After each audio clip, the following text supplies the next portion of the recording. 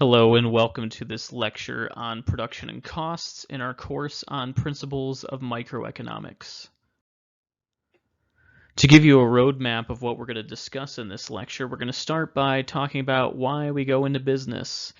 We're then going to discuss the difference between short run and long run in terms of time periods.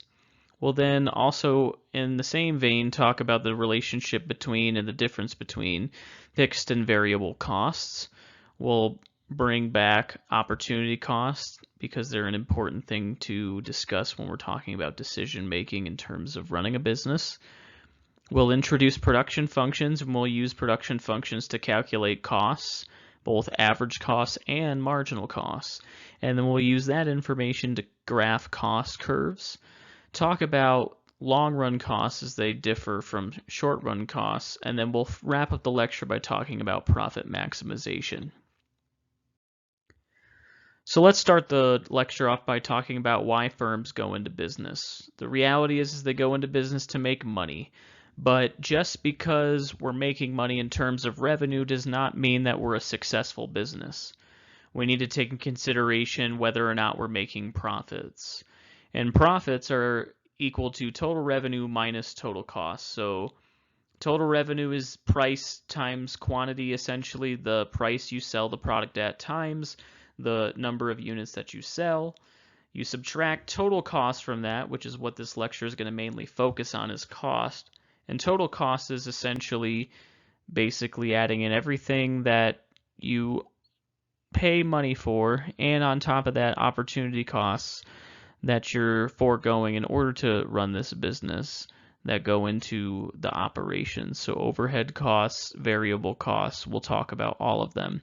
All of those subtracted from total revenue is your profit. So there have been episodes of this TV show on CNBC called The Profit, and an episode that they watched in the past discussed how a business was making $1 million in revenue a year, which sounds great, but if you're spending $6 million a year to make that $1 million, which was in the case of this business what they were doing, not so successful. You're losing $5 million a year, and you're probably better off just going out of business or doing something substantial to change that trajectory, which the people that were in charge of the business were not interested in doing, and so the business no longer exists.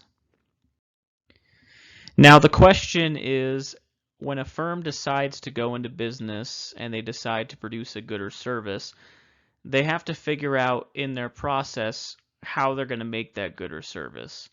So the first one has to do with how much they're going to produce. So that is related to costs, like everything else in this lecture is going to be related to, coupled with the demand for the good or service, because there's no necessary point in producing a good or service that's no one's going to buy, because then that's wasting money, wasting scarce resources, and essentially going to put you out of business anyway. The second process is which production technology to use. So this is going to speak to our production function later on in the lecture, where we're talking about what elements of labor, capital, and other materials we're going to utilize to produce that good or service. What is the production process, and how can we make it as efficient as possible? And then the last thing speaks to how much of each input we're going to demand. So that kind of speaks to our raw materials and the variable inputs that we need to produce every given unit of that good or service that we're going to produce.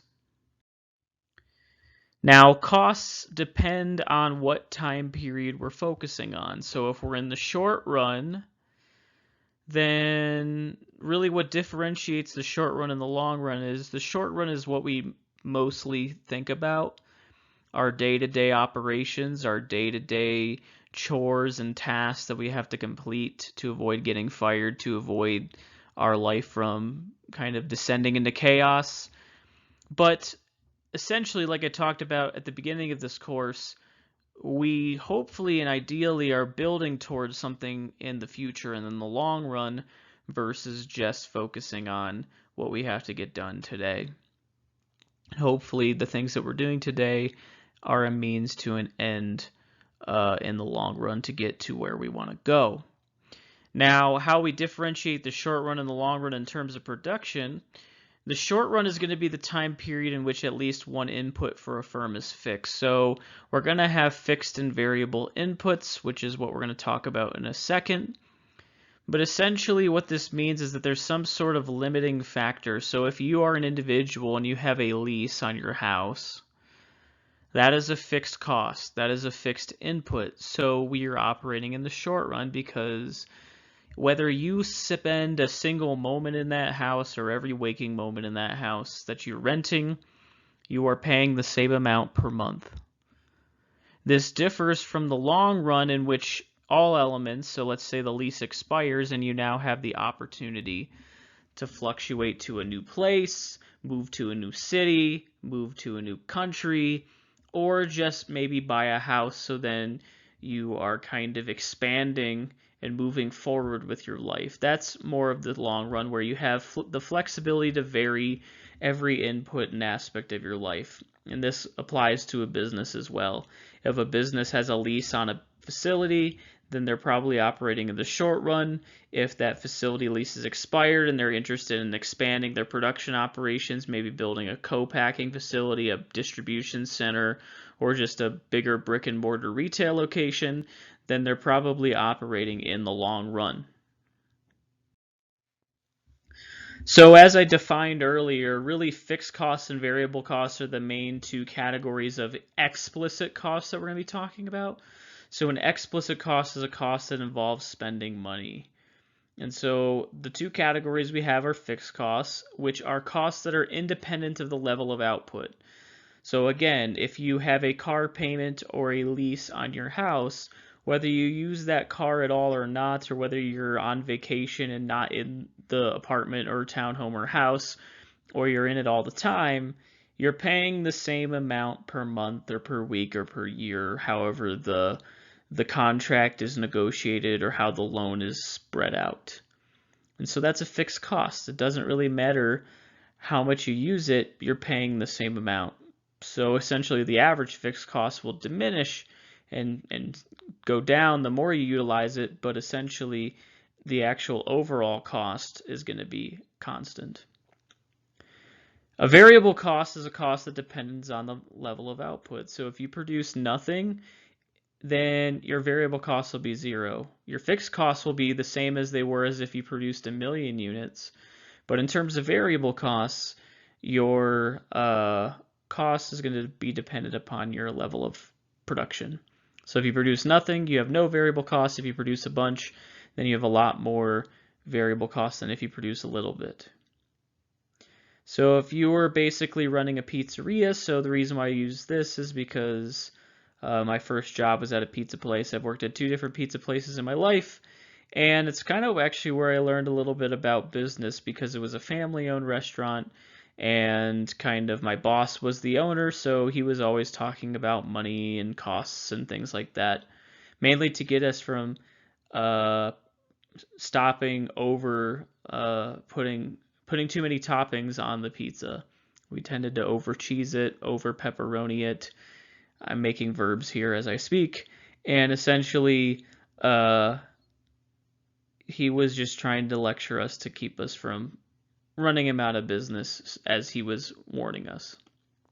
So if you have a pizzeria, then the things I just mentioned, cheese, labor, pepperoni, all those 3 things are variable inputs, but the actual store that we were operating on, maybe the oven that was used, that is fixed inputs because the cost of it is constant and independent of how much we actually produce. So if the business is closed, so it's closed on holidays, so say it's closed for Christmas, then the costs are 0 for the variable, but the fixed costs you're still having to pay for that oven or that rent, even if you're not running any sort of operation. But it's important when you're deciding if you want to start a business to take into consideration opportunity costs. Just to recap, an opportunity cost is the highest valued alternative that must be given up in order to engage in an activity. So as I mentioned before, explicit costs are costs that involve spending money. We usually focus on that not only in our actual daily lives but also from a business perspective, but they're important to take into consideration. In fact, a lot of businesses factor in depreciation, and depreciation is an implicit cost because the diminished value of that machinery or equipment is an implicit cost because we're not actually spending money due to depreciation, but we are actually losing value of that asset because of depreciation, and we could have potentially spent that money elsewhere. So if you're running a business and you're starting the business and you quit a decent paying job, there's an opportunity cost and foregone wages. If you decide to spend money from your savings account in the business, you could have invested in a retirement account, a 401k, stocks, bonds, cryptocurrency, whatever.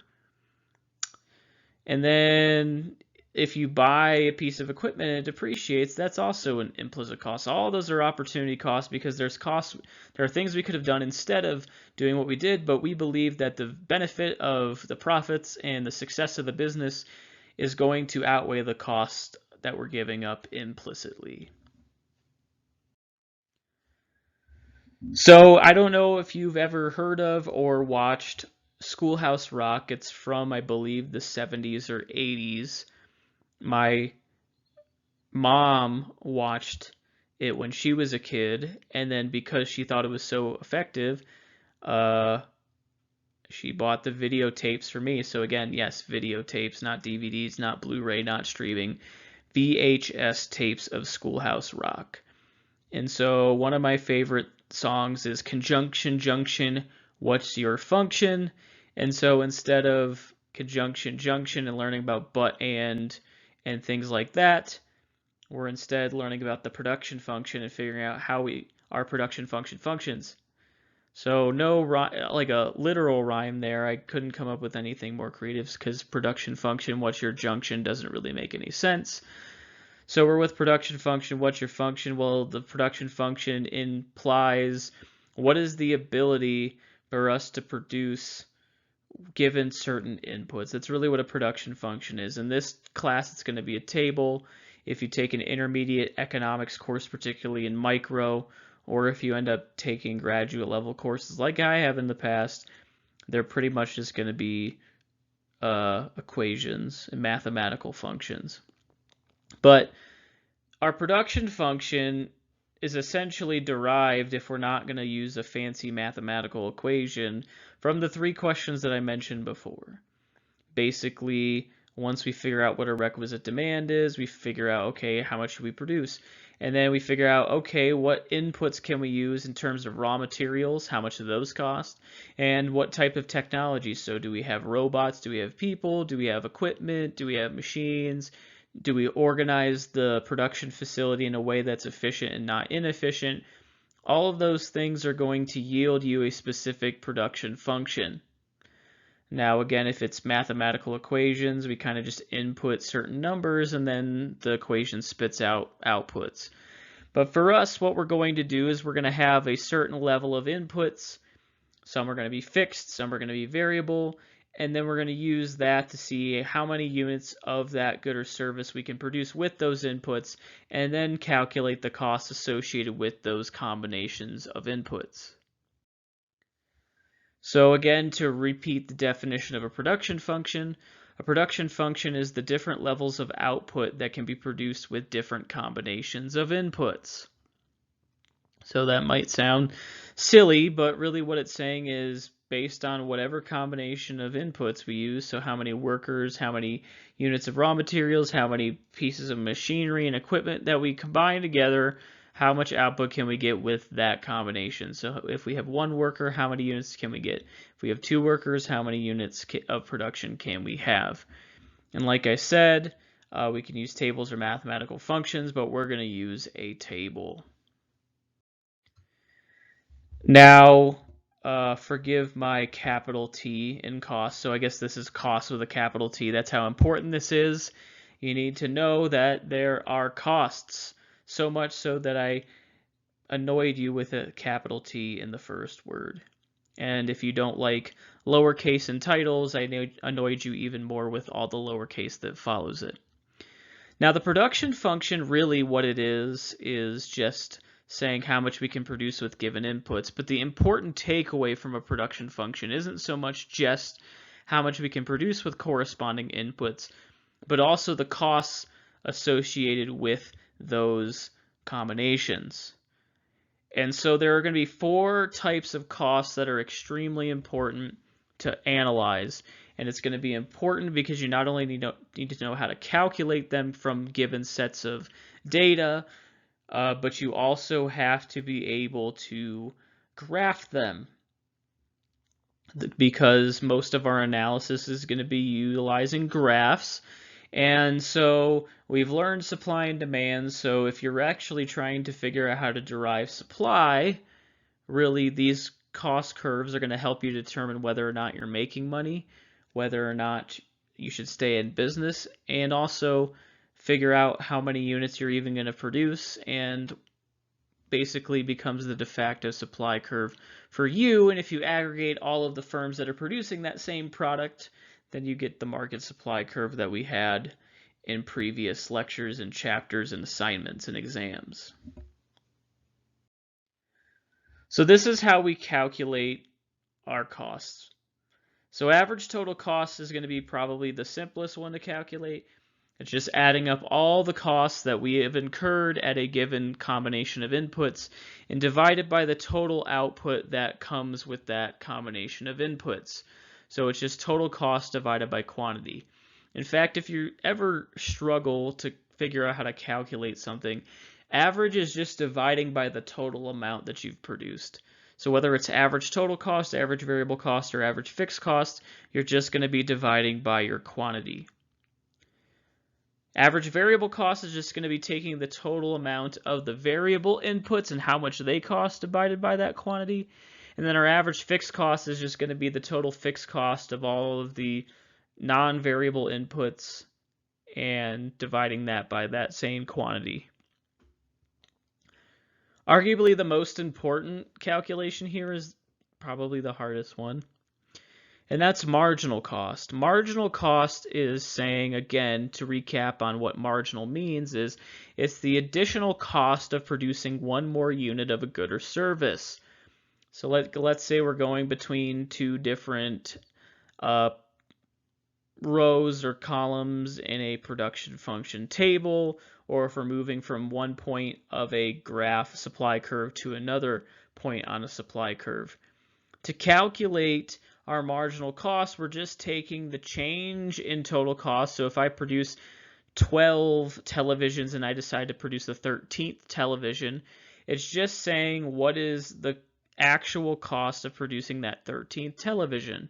Average total cost is how much does each television cost on average across the 13. Marginal cost specifically focuses on the last unit produced. And as I mentioned at the very beginning of this course, marginal analysis is basically the key to everything in microeconomics. Marginal analysis really helps us determine what is our optimal versus just whether things are okay in the moment. And so marginal cost is just going to be the change in total cost divided by the change in quantity. So for example, if to produce 12 televisions, it cost us $2,100, and then we produce a 13th television, and now that total cost to produce all 13 is $2,400. Then the change in total cost is just going to be the difference between these two, which is $300, divided by the change in quantity, which is just the difference between these two, which is just 1. So 300 divided by 1 is 300.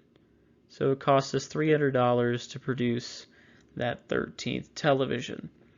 Whereas if we were doing average total cost, we'd be doing 2,400 divided by 13, and you would be getting roughly $112 per unit. That's probably wrong, but it's in the ballpark. So here's an example of a production function. So in the first column we have quantity, which is going to tell you what the overall production of that good or service is going to be. And just FYI, it was $183 for the average total cost in the previous slide. I didn't want to steer you wrong. But anyways, if we want to look and analyze a production function, our first column is telling us the actual output that comes from these given inputs. So the following three columns are the inputs. So this is Wally's Windshields opening up shop on Wednesday. So how many windshields can Wally's Windshields produce on Wednesday when they have the given production function? So the three inputs in this example, obviously if you're running a real business, there's a lot more than three. We're going to have a cutting machine that cuts the glass. We're going to have sheets of glass that are used to actually make the windshield, because windshields, last time I checked, were made out of glass. And then we're going to have workers who are the laborers that assemble these windshields with the cutting machine and the glass, etc. And so our first column tells us that with no glass and no workers, we can't produce anything. Shocker. However, we've already bought or rented the cutting machine, so whether we produce nothing or we produce at the bottom of the production function, which is 425 units, we're still basically utilizing and paying for one machine. If we move three columns past the cutting mashy any column, we have the mashy nay cost, which is going to be $3,000 for that cutting machine. Now the reality is that because we have one cutting machine in all rows, and that machine costs us $3,000 for that cutting machine, it's going to be $3,000 all the way through. So the cutting machine is going to be a fixed input. However, on the other hand, again, a variable cost is a cost that changes as output changes, and as we produce more windshields, we have increased numbers of workers to help assemble things, and we also have increased glass so we can actually make the darn thing. So when we have that, these two variables are going to be variable costs. So sheets of glass input and worker S input is going to be variable, and cutting mashy nay is going to be fixed. So if we move down to the second row, we see that when we have one cutting machine, one worker, and 40 sheets of glass, we're capable of producing 120 windshields in that given combination over a period of time of, say, a week. So the labor cost for that first worker is going to be $250. The glass cost is going to be $1,200. So essentially what that data that we can kind of glean from that is that each sheet of glass is costing us 30 bucks, and each worker is 250 bucks. So we have $250 per worker, $30 per sheet of glass, and the cutting machine is $3,000. We've already determined that the cutting machine is going to be $3,000 at all given points. And if we add across the labor cost, glass cost, and machine cost columns, we get our total cost. So I've already been nice enough to just add up the total cost for you already. So the first row, we get 3,000. As we move down the rows, we get more productivity in terms of overall output. Our actual efficiency is actually going to change, and that's something that you should pay attention to. And our total cost is always rising because we're producing more, and our variable costs are going up as we produce more.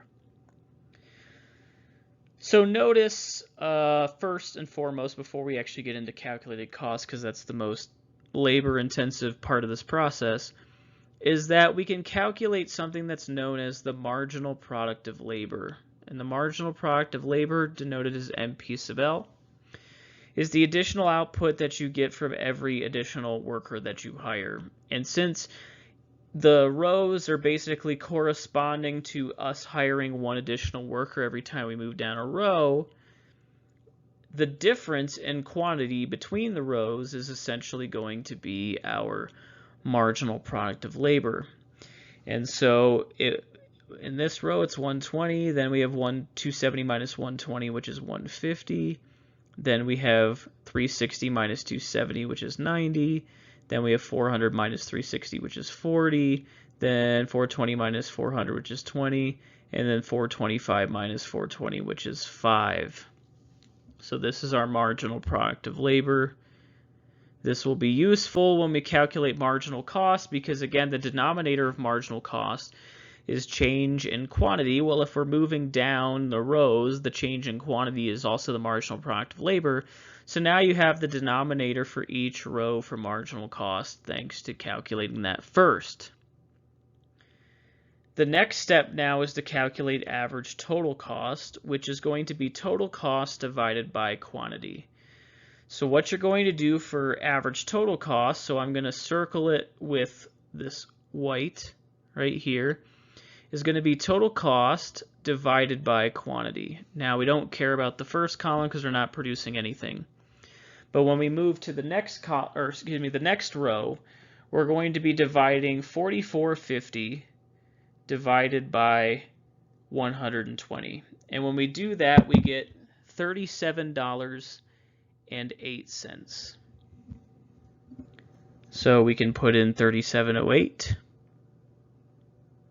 Bam. Don't worry, the next slide has everything legible. Average variable cost is going to be the total variable cost divided by quantity. So we then will be just adding our two variable cost columns, which is labor cost and glass cost, and we're going to divide that also by quantity. So average variable cost is going to be $1,200 plus 250, which is $1,450, divided by 120, which gives us $12.08. Average fixed cost is then going to be just machine cost, because that's our only fixed input, divided by quantity. But the nice thing is that our numerator is going to be constant all the way through. So we're just going to do 3,000 divided by 120. And we get $25 as our average fixed cost. And then last but not least, the hard one, but really isn't that complicated. Marginal cost is going to be the change in total cost divided by the change in quantity. So instead of taking the whole total cost here, 4450, we're actually going to subtract the difference between total cost of 4450 minus 3,000, which is going to be $1,450. And then we're going to divide that by the change in quantity, which we've already calculated as the marginal product of labor, which is 120. So when we do 1450 divided by 120, we also get 1208 like we did with average variable cost.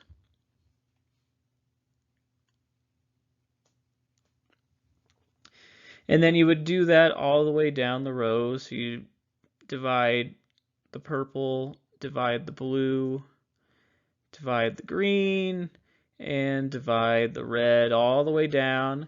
And when you plug in all these numbers, you end up getting the corresponding completed production function table. So as I showed you before, we calculated that second row, 3708 was average total cost, average variable cost was 1208, average fixed cost was 25, and marginal cost was 1208. And as you go down the column, you would be doing for average total cost 6,200 divided by 270, which gives you 2296. 7350 divided by 360, which gives you 2042. 8020 divided by 400, which gives you 2005. 8450 divided by 420, which gives you 2012. And then 8760 divided by 425, which gives you $20.61. For average variable cost, you're adding up the labor and glass cost columns and dividing that by quantity. So you end up getting 3,200 divided by 270 in that next row, which is 1185. Then you get 4350 divided by 360, which gives you 1209. Then you have 5020 divided by 400, which is 1255. Then you get 5450 divided by 420, which is going to be 1298, and then you get 5760 divided by 425, and that gives you 2061 as your average total cost, or excuse me, 1355 is your average variable cost. Average fixed cost is pretty simple, and it's just 3,000 divided by the corresponding quantities all the way down. So you do 3,000 divided by 270, then divided by 360, then divided by 400, then divided by 420, then divided by 425, and you get a constantly decreasing average fixed cost curve, or excuse me, average fixed cost, which is going to decrease, but at a decelerating rate the closer we get to a smaller and smaller change in quantity and its decreased change in marginal product of labor. So we end up going from 25 to 1111 to 833 to 750 to 714 to 706. Now, as I mentioned before, marginal cost is the most important. Ding, ding, ding. And so this is where we get our most dramatic change. So with average total cost and even average variable cost, you're getting increasing costs there as you get a decrease in your marginal product of labor. And what I mean by that is the difference between these numbers is getting smaller the more we go down the column. And so it'd go down the rows. So initially we get a decreased marginal cost and that third row. Then as we go to the fourth row, it increases, and then it increases again to 1675, then increases to 2150, and then in that last row it skyrockets to $62, because notice we got a change in total cost in that last row change of $310, because we spent $250 on a worker, and we bought 2 more sheets of glass, so we ended up spending $310, but we only got 5 extra windshields out of it. So what do you do? 310 divided by 5, you get $62. So the long story short for that one is you probably shouldn't hire that 6 workers. They're not worth it, because you're spending $62 per windshield. Now, you're probably going to sell them for more than $62, but that's going to really affect your margins substantially. And this is why marginal cost is so important, because if you just focus on average total cost, look, it only went up about 50 cents per unit in that last row change. So you might be profiting still, but you might not be maximizing your profits, and your marginal cost focuses on how substantially more expensive it is. $62 per windshield there. So what we're going to do now is we're going to talk about kind of the relationship between marginal product of labor and marginal cost. Then we're going to talk about how we graph these and kind of the relationships they have, because the actual way the numbers are moving here is graphable, and it should always follow that trend. Marginal cost is going to look kind of like this. It's going to start here, it's going to drop a little bit, and then it's going to skyrocket like that. Average total cost is going to start up pretty high, and then it's going to decrease, and then it's going to start rising again. Average variable cost is going to start essentially down here where MC is, and then it's going to decrease a little bit, and then it shoots back up, but never quite touches that sky blue average total cost curve. And then last but not least, average fixed cost starts pretty high, and then it just continuously decreases, but it levels off. As you notice here, the change here went from 36 cents to 8 cents, so it's starting to level off the less additional product and output that you produce. So that's the general shape that you're going to see. So before we talk about that, we'll talk about the marginal product of labor. Again, the marginal product of labor is the additional output that we receive from hiring 1 more worker. So if we go back to the previous table, basically when our marginal product of labor was increasing, so when we went from 0 to 120, we had a 120 unit change in productivity. Then when we hired the second worker, we actually got 270 units between the 2 of them, so our marginal product of labor was 150. It was actually higher than it was before. And our marginal cost also dropped from 1208 to 86 or 1178 or something like that. And so we effectively had to decrease marginal costs, and that's a typical relationship. As marginal productive labor goes up, marginal cost goes down. But after that, our marginal cost started rising, and that was because our marginal productive labor was going down, because we went from 270 to 360, so we only got 90 additional units, which is decent, but not as good as the second worker. And then we went to 40 additional units, then 20 additional units, then 5 additional units. So that's why our marginal cost curve started to skyrocket, because of the fact that we had basically decreasing marginal productive labor, substantially decreasing marginal productive labor. So this is another example of what's known as diminishing marginal returns. The more you do an activity, or the more you commit to some resources to something, the less additional output or satisfaction you're going to get from it. Now, it's important to know how to graph these, so I just kind of gave you a tiny little drawing of the cost curves a minute ago, but really let's take a little bit more time to dig into those relationships, because they really are important, and it's paramount that you understand how to draw them. So this one doesn't necessarily give us our cost curves that we were expecting. The first one on the left just shows you total costs, and to me, like, total cost curve is interesting and you can graph it, but you always know it's going to be increasing. But you can also tell, though, is that the rate of change is increasing the closer we get to the top. So based on the shape, that basically that slope is starting to increase a bit when we move from kind of the 400 unit total cost of the 425 unit total cost of the 425 unit total cost. So that's kind of implying that there's going to be some increase in the marginal cost in terms of the rate of it, seeing that slope getting a little bit steeper there towards the end. But we can really see that with marginal cost, which we'll see shortly.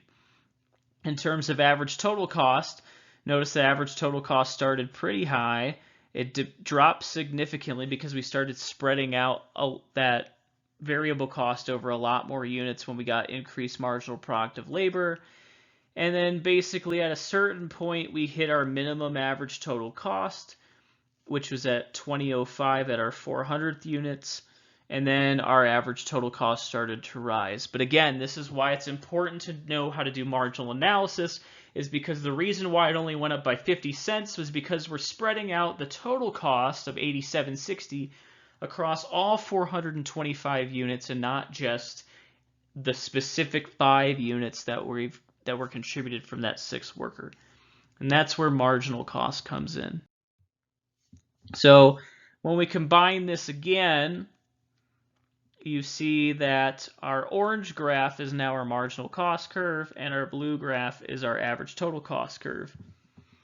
And so as we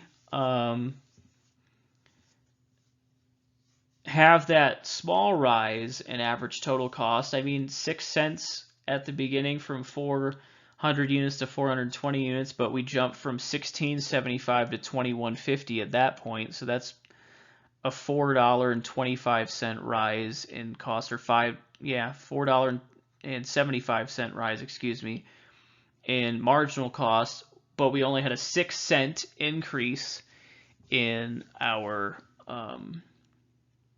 average total cost. But then we move from 420 units to 425 units, we get a 50 cent increase in our average total cost, but we get a $40.50 jump in our marginal cost. Basically, if this was a whiteboard, we would be basically at the ceiling. I'd be throwing a marker, a piece of chalk at the ceiling, because that's how high marginal cost is relative to the rest of the cost curves that would be graphed on that board.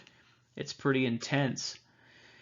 Another relationship that I think is interesting is that the marginal cost curve will always intersect the average total cost curve at the minimum of the average total cost curve. So even though we don't have a indicator between 2005 and 2011 in terms of our average total cost between 440 120 units, because we have discrete changes in our input combinations because of the table, it's actually intersecting. So like actually average total cost decreased a smidge before it increased up to that 2011. And so really that MC curve, that marginal cost curve, is intersecting at the minimum of the average total cost in the production.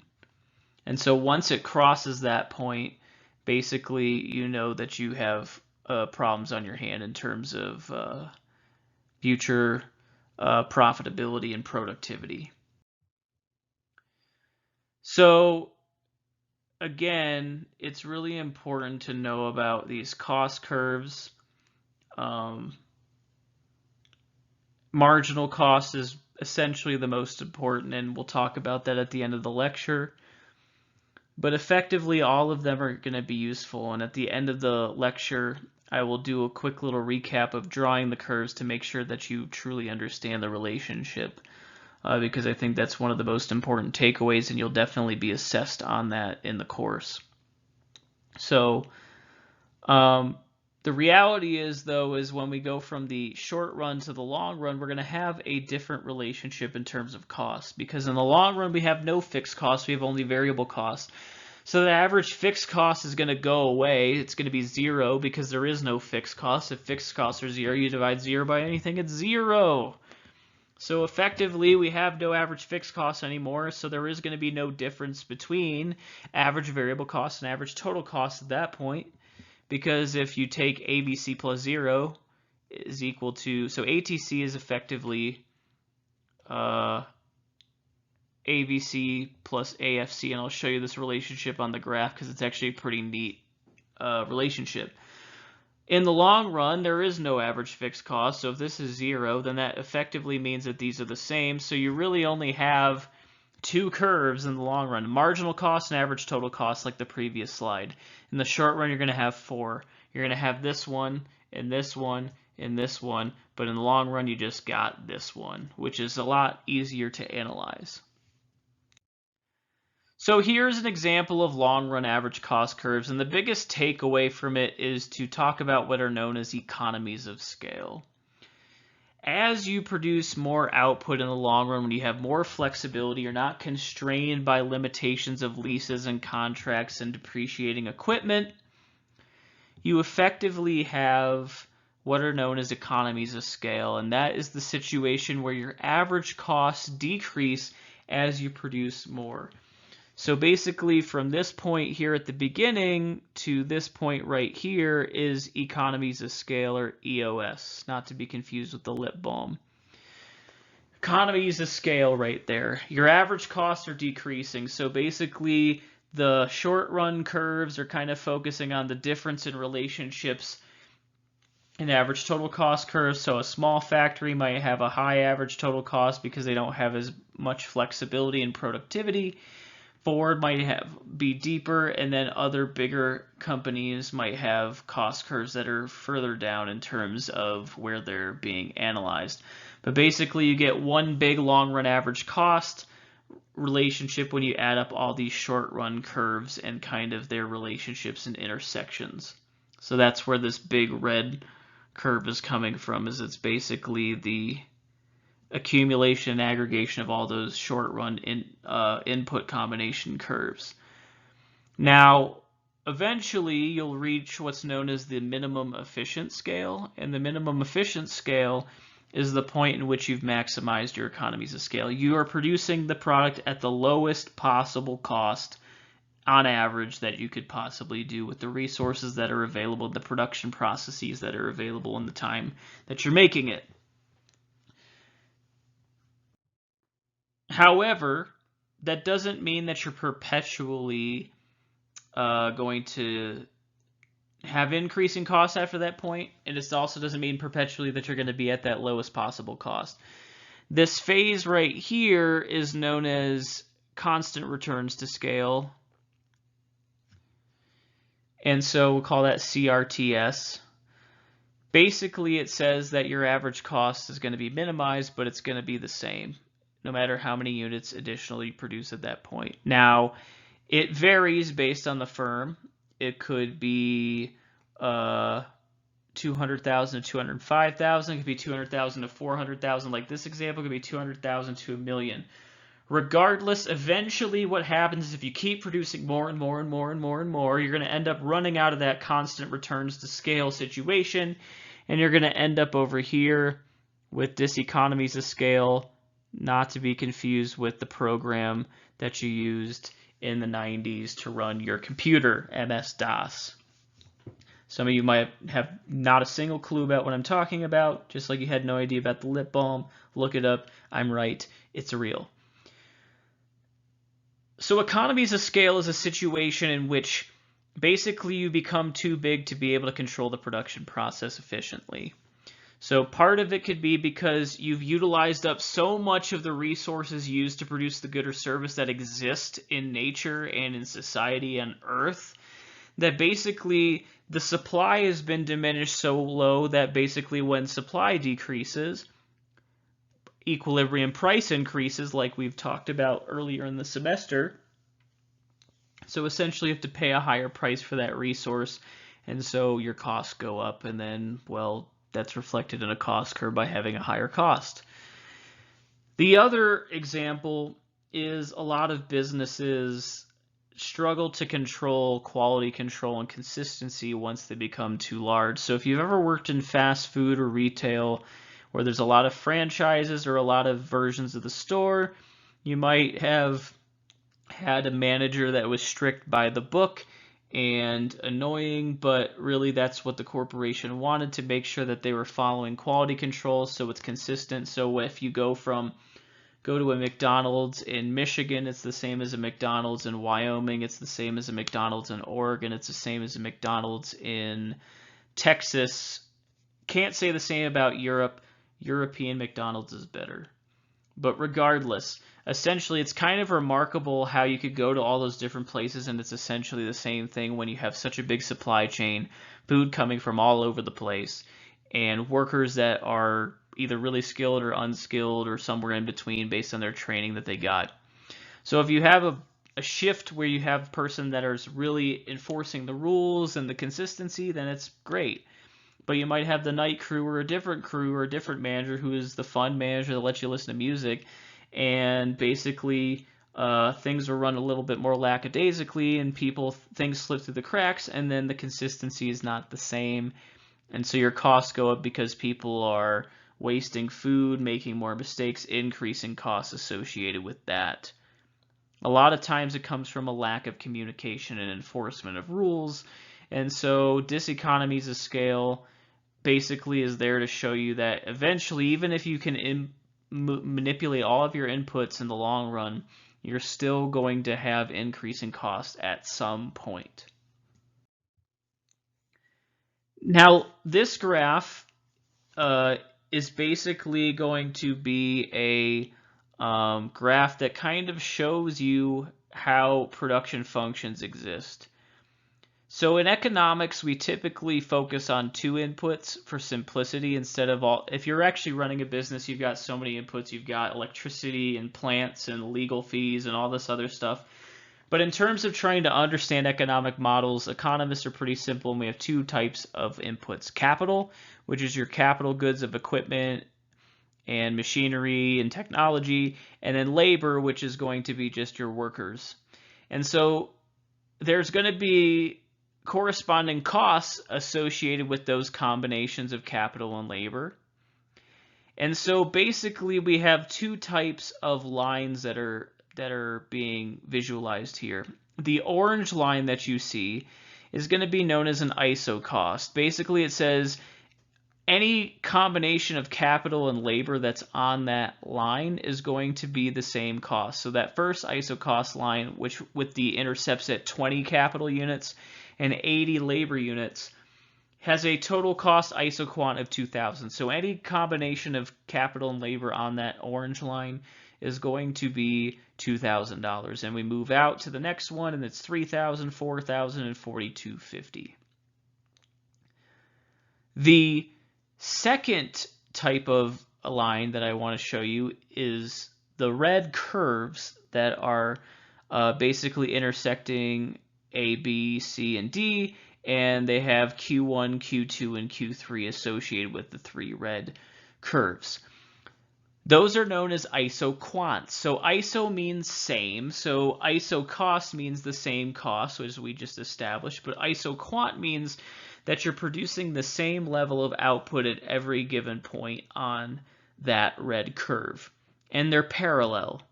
So there can't be an intersection between the Q2 isoquant and the Q1 isoquant because they're only representing a specific output level.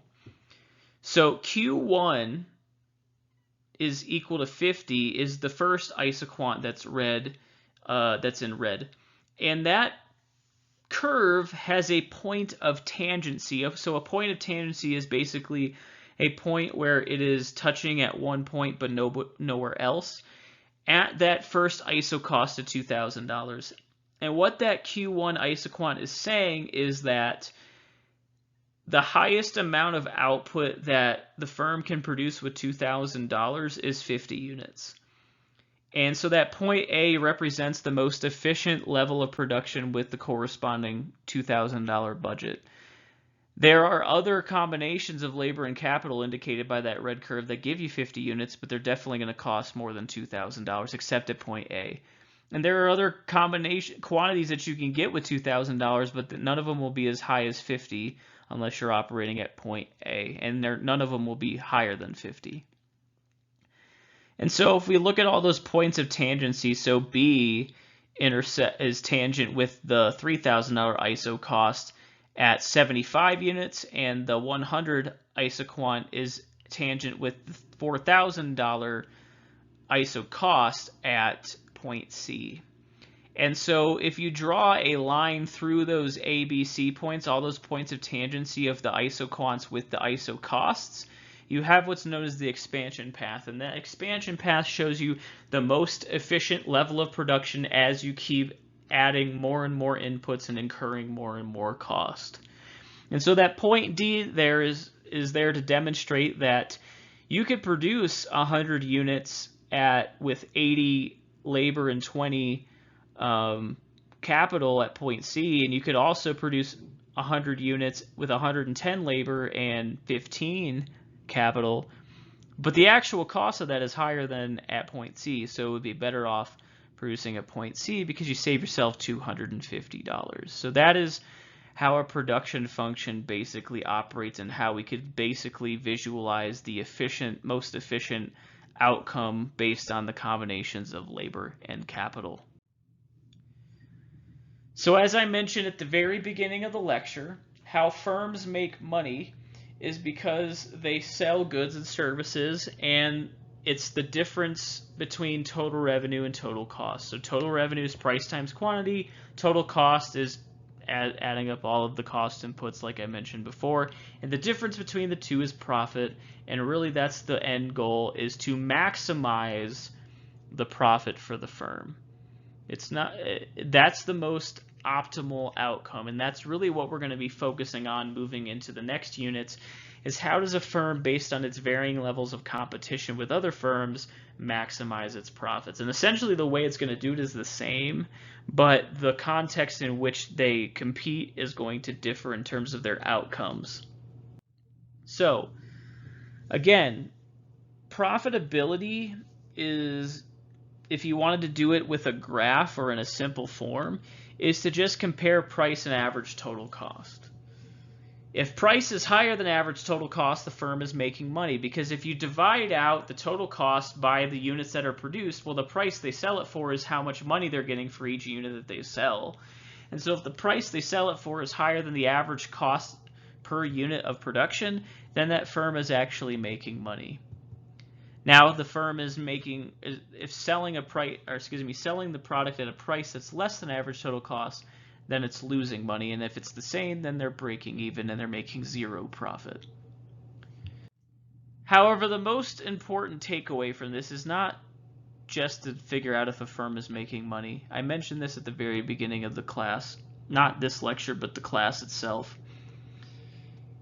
Optimal decisions are made using marginal analysis. And so for a firm, an individual, a country, whatever, in order for them to figure out what the optimal amount of an activity to engage in this case the activity is producing a good or service, they need to produce at the point where marginal revenue equals marginal cost. So for an individual, it's marginal benefit equals marginal cost. Well, the marginal benefit for a firm is the marginal revenue.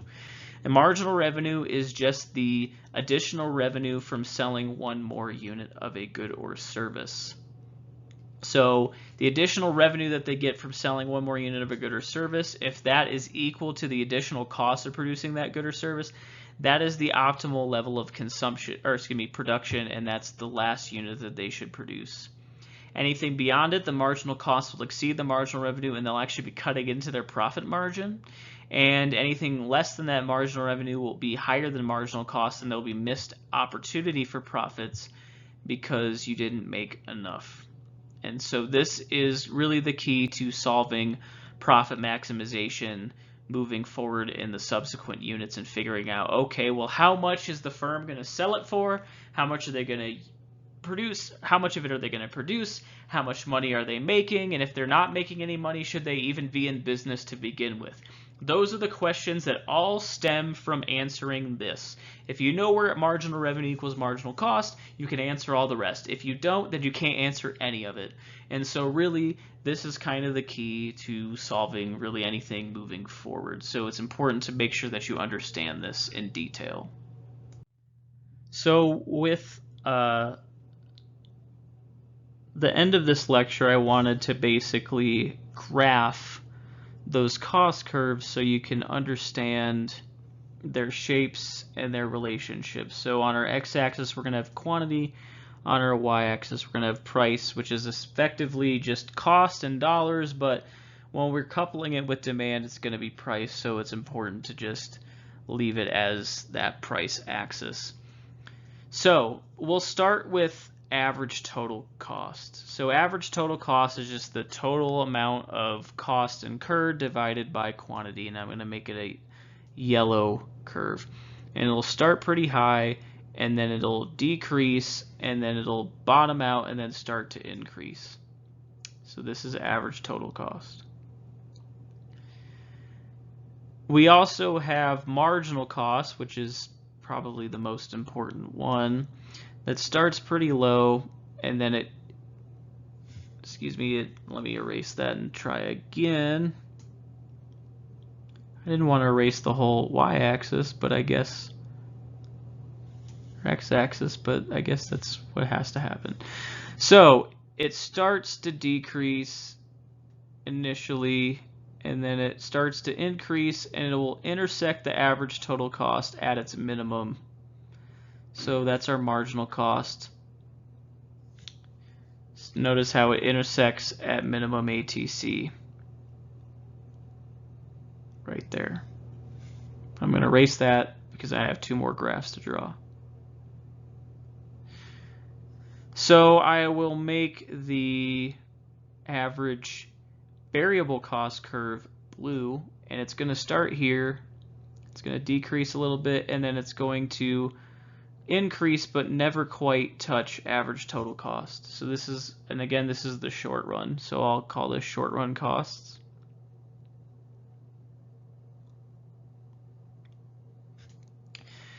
And then last but not least, we'll make it green. Average fixed cost starts pretty high, and then it decreases but starts to level out as marginal product approaches zero, and that's average fixed cost. So that's what these curves are essentially going to look like. Average fixed cost is going to start high, it's going to decrease and then start to level off as marginal product decreases and approaches zero. Average variable cost and marginal cost are going to essentially kind of start at the same point. Marginal cost will decrease a little bit, and then it'll start to kind of hockey stick skyrocket up, and it'll intersect the average total cost curve at its minimum average total cost. AVC will start kind of the same place as marginal cost starts, but then it will start to increase as well like MC does, but not at the same rate, and it will never quite touch average total cost. The reason why is, as I mentioned before, average total cost is equal to average fixed cost plus average variable cost. So, since we have a positive, a non-zero average fixed cost, then AVC and ATC can never be the same and they can never intersect each other. But the cool thing that we can take away from this is that the actual difference between these two curves is our AFC. And the difference between AFC and ATC right here is AVC. So the difference between ATC and AVC is AFC. The difference between ATC and AFC is AVC. Pretty neat. So that's why AVC will never intersect with ATC, and AFC will kind of level off as marginal product is zero, or approaches zero.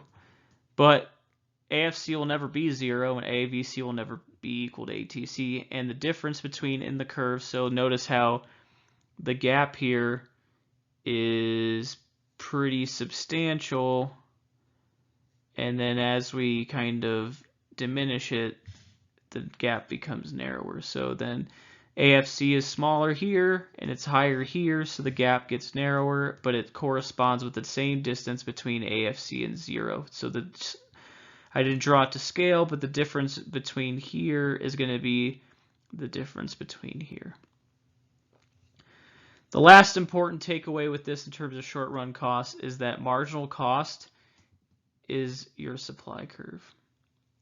So I don't know if this actually dawned on you, but effectively our marginal cost curve is going to be the supply curve for the individual firm. And so the reason why we have price here is because we're going to bring in demand eventually into this same graph. The ATC curve and the AVC curve will be very important in terms of the short run to analyze profitability and whether or not the firm should stay in business. So they're still going to be on here as well. But effectively, your marginal cost is going to be your supply curve for your individual firm. So let's take a second and look at long run costs.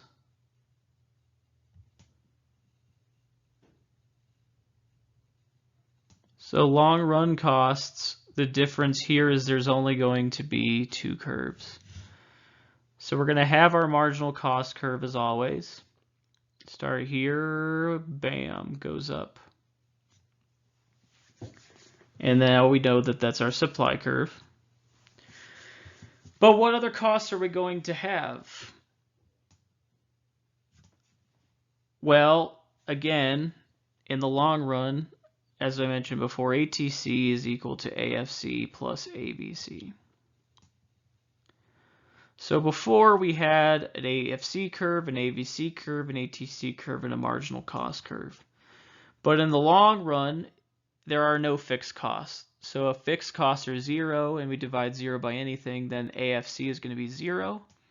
So then ATC and AVC are going to be the exact same graph. So rather than drawing two curves that are the exact same curve, all we got to do now is draw an average variable. It's going to be an average total cost curve. This is the same as the AVC curve.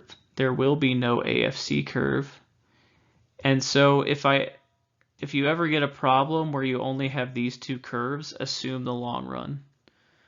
If I give you an AVC curve or an AFC curve that is different from the ATC curve, then assume the short run. But if you get only two curves like this, assume the long run. And as we'll learn, what are the implications and consequences of being in the long run and not making money or making money, etc.